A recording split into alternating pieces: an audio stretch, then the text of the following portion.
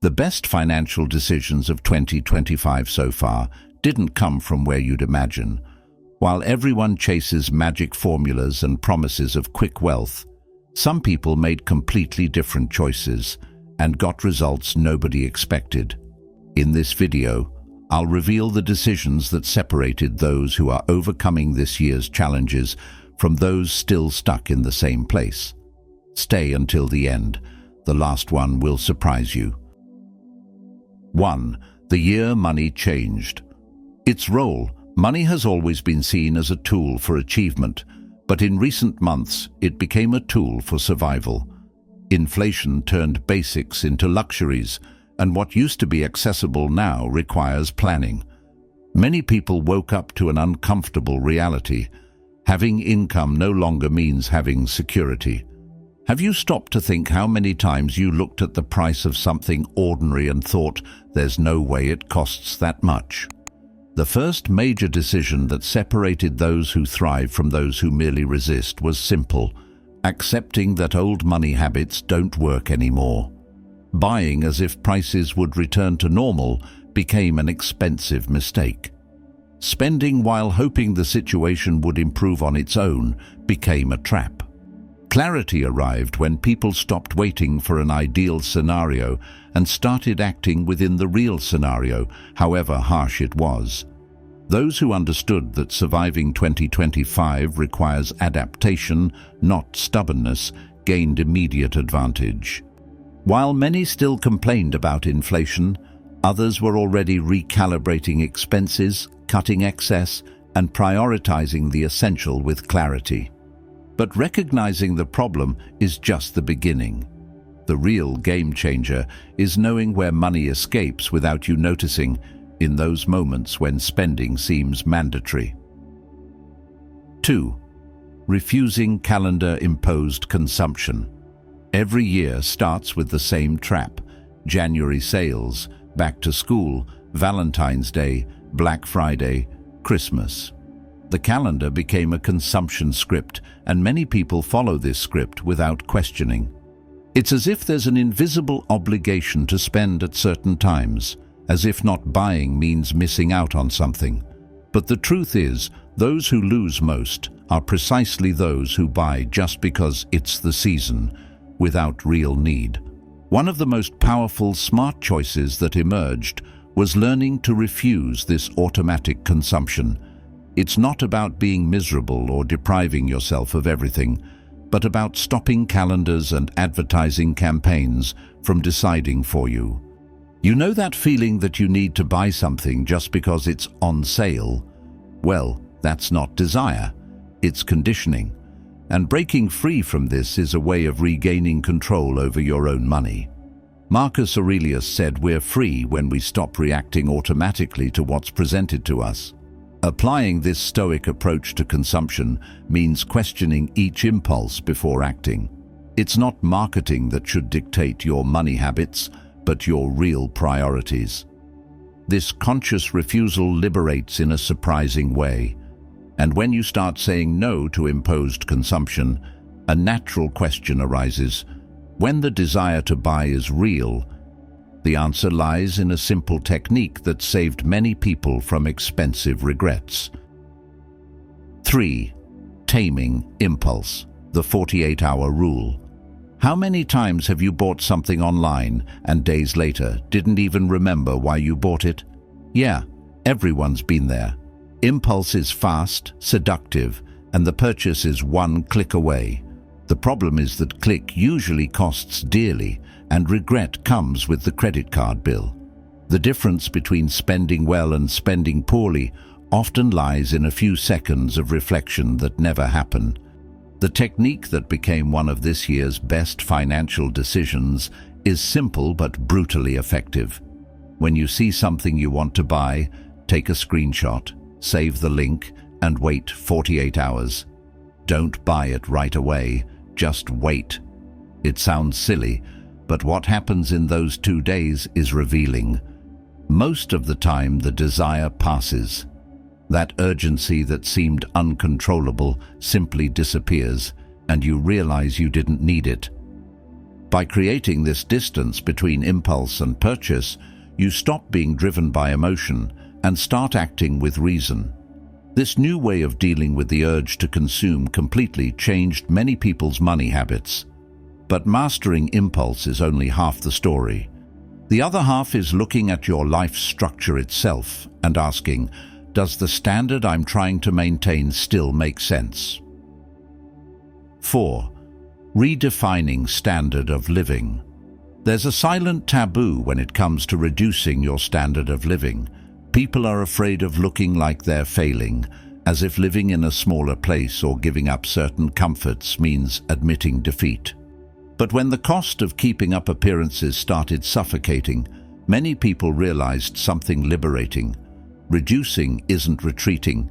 It's choosing to breathe instead of pretending everything's fine while the budget doesn't close. Sharing an apartment, moving to a cheaper place, selling the car that's expensive to maintain. Decisions that once carried shame became synonymous with intelligence. Because at the end of the day, what matters more? Living in a place that impresses others, or living with financial peace? The answer seems obvious, but only those who had the courage to adjust their standard understood the weight that lifts from your shoulders when fixed expenses decrease. Those who made these adjustments early in the year gained breathing room to think clearly. And with clarity came the next question: what to do with the debts that still weigh and the resources that finally remain? 5. Paying off debt and reinforcing basics. Let's talk about something that hurts but everyone knows: debt. That feeling of waking up every day knowing a part of your salary already has an owner before you even receive it. It's suffocating, exhausting, and many people live like this for years thinking it's normal. Have you stopped to calculate how much of your money disappears just paying interest without getting anywhere? While everyone was chasing elaborate investments, those who made smart choices went in the opposite direction. They attacked high-interest debts. Credit cards, student loans, car financing, everything that drains money month after month. The ancient Stoics already understood this. Debt is a form of voluntary slavery, where you trade future freedom for present pleasure. And the longer you stay trapped in it, the more expensive it becomes to get out. The decision to prioritize paying off debts before anything else brought something many people had forgotten: relief. Watching the balance decrease, feeling your salary finally start being yours again, sleeping without that weight on your chest. It's not about being rich, it's about not being trapped anymore. And this freedom, even if small at first, completely changes anyone's money habits. 6. Postponing a new car purchase. Know what one of the year's best deals was: not making any deal at all. Specifically, not buying a new car. While dealerships pushed long financing with heavy interest, those who kept their old car running made one of the most profitable smart choices possible. Because avoiding a bad debt is worth as much as making a good investment, sometimes even more. The automotive market became a clear example of financial trap. Payments lasting years, insurance rising every year, expensive maintenance, and an asset that only depreciates. Those who resisted the temptation to trade saved not just the car's value, but everything that comes with it: financing, higher insurance, annual taxes, specialized maintenance. And at the end of the day, the old car still did its job, getting from one place to another. This decision broke an old belief that the car defines who you are. It doesn't. It's just transportation. And when you realize this, it becomes easy to ignore the pressure to have the newest model just to impress people who don't even care about you. 7. Prioritizing quality over quantity. Buying cheap became an expensive habit. That shirt that fades on the third wash, the shoes that fall apart in 6 months, the electronic that breaks right after warranty. Buying again, and again. In the end, cheap becomes very expensive. You know what I'm talking about?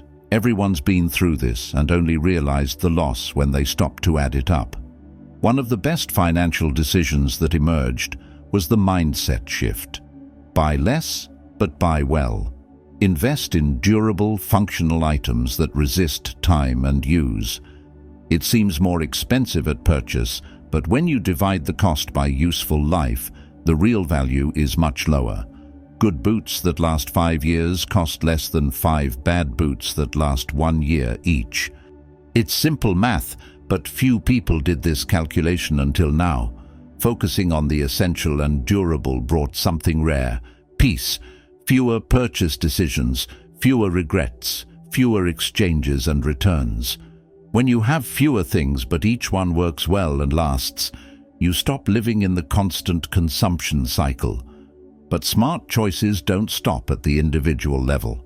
One of the year's most human lessons came from decisions made by two, when couples and partners decided to align their financial game together. 8. Uniting visions. Partnerships and financial alignment. Money is one of the biggest reasons for conflict between couples, not because it's lacking, but because each pulls in a different direction. One wants to save, the other wants to enjoy. One prioritizes security, the other wants to invest with risk.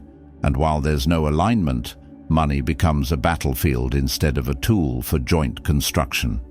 One of the year's most human lessons came precisely from this point. Couples who decided to sit down, align goals and financial priorities, reduced conflicts, and increased security. It's not about giving up what you want, but about understanding what you both want together.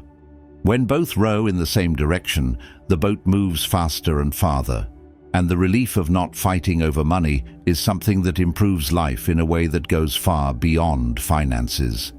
Planning as a couple stopped being about romantic love and became about sustainable future. It's an emotional and financial decision at the same time. Because when you share not just life but also money objectives, smart choices become clearer. Cutting expenses together hurts less. Saving together motivates more. And building something solid as a pair makes much more sense than each one trying to hold things together alone. The best financial decisions of this year so far didn't come from boldness, but from clarity. It wasn't about earning more or investing better, but about preventing money from escaping on things that don't matter and starting to live according to reality. Adjusting expectations, refusing external pressures, prioritizing the essential, and sometimes simply doing nothing. Because surviving 2025, many people realized that staying stable and not getting worse was already a major victory. And you? What were the best financial decisions you made this year? Leave in the comments what worked for you. I'd love to know. And if this video brought you value, hit like, subscribe to the channel, and share with someone who's rethinking how they handle money. Stay on the path to prosperity. Until we meet again.